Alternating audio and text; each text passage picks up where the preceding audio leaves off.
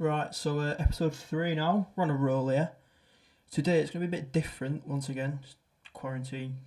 Finding new ways to, make podcasts, make videos, make something interesting. Going to be looking at Conor versus Nate, the first two fights. I've got the highlights up on YouTube. We'll watch it, talk about it, and then I'm going to discuss how I think the third fight will go, if it does go down on this fight island that Dana's building pretty much. First of all, I do think this is going to happen, to be honest. I think it's a matter of time. It's when, if not will, because it's going to happen. Both fighters have openly said that they're interested, so it really is a matter of time at this point. So, too much waffling. Let's get into Nate versus Conor UFC 196 highlights, lads. There we go. Nate, looking, I thought, very small here, to be honest. But, he does triathlon, for God's sake. He's always lean anyway, really. You rarely see him looking big, looking swole here. It's not in his nature, really. Here we go. McGregor. That was the first. The thing I think is interesting about Conor in this fight is just look how confident he is. Like, he's got no doubt in his mind of what he's going to do this fight. And, it's obviously, to his success, his confidence has always been outstanding, but, it's his first highlight from the fight. Diaz trying to clinch, but if you look at what Conor did, straight rushing back to fence, getting his back up, making sure that it's harder for him to get tucked down. So, he's done well, that's right. And you saw there a shoulder strike, which obviously everyone was shocked at McGregor just flooring Cowboy with shoulder strikes, but he's just done one there, as you can see. And then I think this will be the most important part of number 3. Obviously, Nate's just going to stand and bang if you want him, if you're going to let him. Conor is just, he'll strike you all day with his ability, so feet is where this fight's going to be made. It's rarely going to go to the floor. And if it does, we saw Conor Khabib. Conor can stop takedowns, really, so that's going to be interesting to see. I think round 1's coming to an end in a minute, but for me in this first fight, I think Conor took this round quite convincingly. I mean, I can't remember if it's this round he got a knockdown. Obviously, we'll see if it's a highlight, but yeah, I remember at the time I was all thinking Conor took this round quite convincingly. Obviously, Diaz showed some signs that it can be dangerous, but for me, it was just Conor's control were just second to none in this part. So obviously, yeah. So he got that knockdown. This is where round finishes. Conor just putting pressure, and then if there's a bit more time in the round, Conor could have found himself in a bit of trouble there. Obviously, although Nate's not in an orthodox position, there's always room for a heel hook there, or can maybe get a leg bar at an angle. So it's interesting. Round 2, Conor comes out straight again, same trying to command octagon, which to be fair he does do well. Obviously, he's not a small lad, but he ain't really the most physically big and commanding fighter there is. So for him to do that against someone who is longer than him, I'm fairly sure Nate's longer than him. For me, that were impressive. And it just showed how positive his mindset was and how just confident he were. I mean, you see there, you're in a second round fight. You've won first round, but you don't be throwing spinning back kicks like that. Weak knee. I remember Joe Rogan in commentary going mad about that knee, and I just didn't see it. So I mean, he's not done anything with it. What can you do? There's a bit of a lull in action now, but then Conor just flurrying there. All landed as well, all good punches. Conor looks rocked there, as you can see.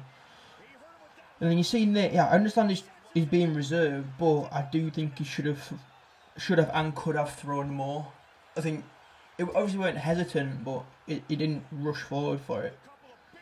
I mean, let's face it, McGregor don't get rocked often, so especially at this point in his career as well. I think he had a 17-fight win streak, so to not capitalise on that, I think is a big mistake in Diaz. But obviously, we all know it paid off for him in the end anyway. Conor now busted. Conor's in trouble here. This is just Conor trying to survive the round, which I was surprised at, because after its success at first, it's not what you expect. But this is when this fight got interesting. Because just look at him. Both. No one's thinking about defence. No one's thinking about trying to run away. This is just they're fighting. And then, obviously, Nate gets this triangle in. Connor's good on the ground, but Yeah, against Nate, it is ropey, man. And then he flats on it, but I think this is just Conor's inexperience of high level, just ground game. To be honest, he gave his back to a man that, you know, he's known for his Brazilian Jiu-Jitsu. I'm pretty sure he's been a black belt for fucking years. So, you know, I think obviously in recent years, Conor's openly admitted that he's worked on his ground game and he has got better. So, hopefully in the third, Conor would be able to not give you back up in that position, either hip thrust out, you know, try and twist that right. But yeah, look how easily he goes on his back. I mean, Conor is taking shots, but yeah, you don't want to be in that position. Nate's a bit a longer lad as well, so once he's on your back, I mean, look at Nate's chest is almost above his head. That's how much bigger he is physically. So obviously that's how that's how fight 1 ended. And Nate wins. Moving on to round 2, UFC 202 highlights. If you look at Conor here, he looks a lot big. He's still got that same confidence as Swagger, but I think physically it looks like he's matured quite a lot. Then look at Nate. I mean, you could see his traps then. Both of them I think came to this in a lot better shape. Obviously they were both fit as fucking first one, but yeah, for me in this one they both just looked a bit more meaty, a bit more bulked. Which obviously always good. Conor coming early, lands as he always does. Plenty of good lefts. Nate's rocked, at this point, Nate's rocked 3 minutes into round 1. It's a 5-round fight. I know Conor wants to make this fight long and throw and trade, but just tell him to stand up. I think it was a wrong decision. Admittedly, Conor don't want to use all his energy, but, you know, it's kind of similar to what Nate were doing in the first fight. He had him rocked, but he didn't quite capitalise on it enough. Even if you're not trying to knock him out, it's just putting that pressure on so that they're going, oh fuck, you don't give him a minute to rest. Look at Diaz here, he's sound. It's only been a minute and he's already forgot all about getting rocked. But no, it's early in fact. Conor still took this round. It's a 10-8 clearly at this point. Look at that leg, see how his leg bent out. Let's run that back. I didn't want to do this, but look how his leg buckles then. He's in trouble there. Phenomenal outside. Leg kick there.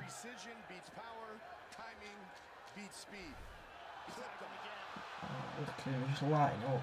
This is just Conor just showing off his boxing really, isn't it, at this point. He's just saying, look, I'm phenomenal. A couple of dirty strikes there more from Conor, but both parties were involved, so 6 of one, half a dozen other. Looking again. When he slipped and throwed that right. That's not even his power hand, and he's still cracking. I mean, this is Conor's best days, really. I don't think he's ever really lived up to this. Obviously, against Donald, he looked fantastic, but you know, in a clinch, you can throw them devastating shoulders, which no matter how big and tough you are, a shoulder is doing some fucking damage, right? Do you know what I mean? It's all there is to it. Connor's just flipped Nate onto the cage now. But, you know, look at Conor. You can see he's just trying to do damage, but he knows he's not going to get anything significant. But this is playing for Conor as well. Obviously, Nate's putting pressure on and getting points, but Conor at this point is recovered. He's not taking too much damage, so it's more neutral for Conor. He's getting his breath back. He's basically just may as well sit in his corner for a couple more minutes, really. Yeah, it is 1-1 on the scorecard for me. Nate took second.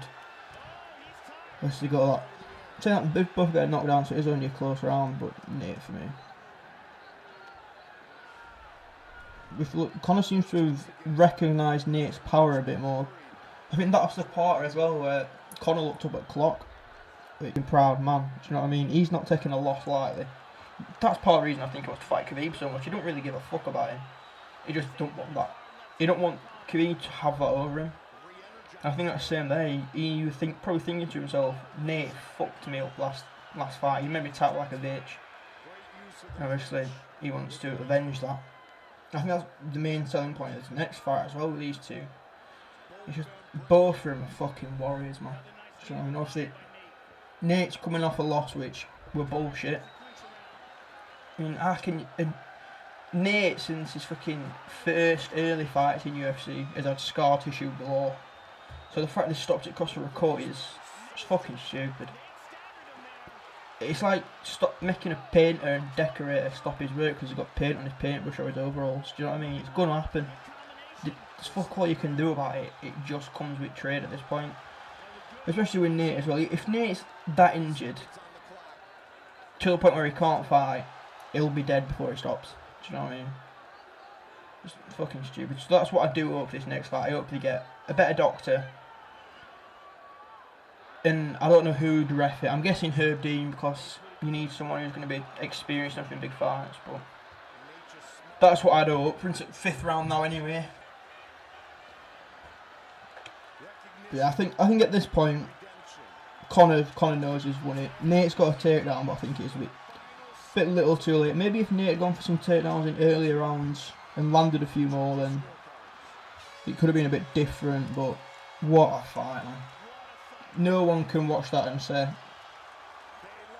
that no one turned up. I mean, both were fucking fantastic, man. Obviously, we all know how it ended. Conor gets his hand raised. Yeah. We're unanimous or split, I can't remember. Split, yeah. But, I mean, personally, I think they got that bang on. I don't think anyone's got any complaints for that. And if you do, you're wrong, so shut the fuck up, do you know what I mean? So, now, taking points from that fight, well, these two fights into their third, I think a few things that's going to be interesting is Conor's ground game. Obviously, we know it's improved since these. Conor's stand-up, we know is improved. Even though it was already good, so it's not really that much of a fear for Nate Diaz. Nate Diaz isn't scared of fuck all, mate. Do you know what I mean? At the end of the day, he's not going to be worried about it, but you know, it's something that he's going to have to think about.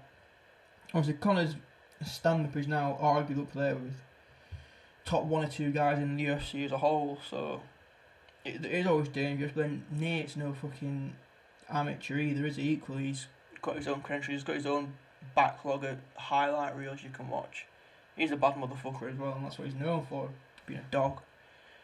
So I think the striking will almost cancel each other out, but I think it's just McGregor's just going to be more unorthodox than anything. I think that should be McGregor's biggest takeaway from a cowboy fight, is just adapting to the situation he was in.